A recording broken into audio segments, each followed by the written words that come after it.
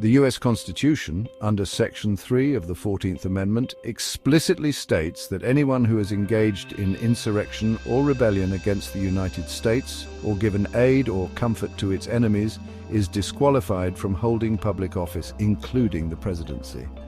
This provision was designed to ensure that individuals who undermine the very principles of democracy cannot return to positions of power.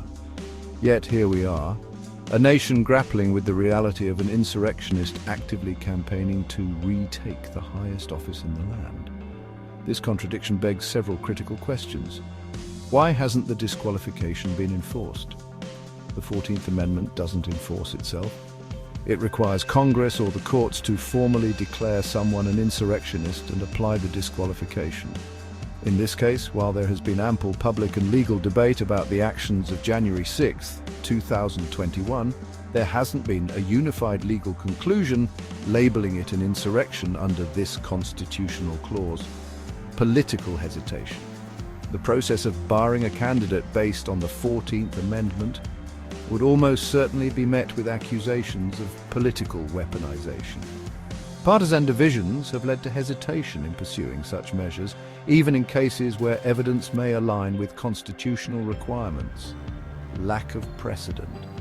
The 14th Amendment's disqualification clause hasn't been widely used since the Reconstruction era, leaving modern courts and lawmakers uncertain about how to apply it.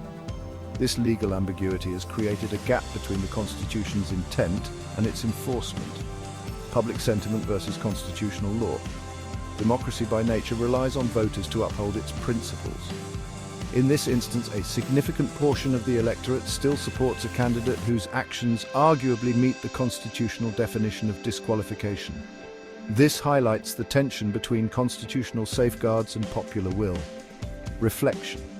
The fact that a potential insurrectionist can not only run for office but also maintain a strong political base exposes the fragility of democratic systems.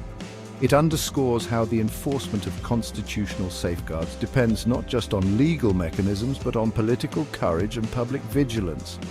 If the Constitution is a guardrail for democracy, then failure to enforce its principles sends a dangerous message. Rules exist, but they can be bent or ignored.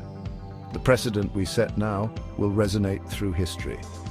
Do we honor the ideals of accountability and the rule of law, or do we allow them to erode under the weight of political convenience?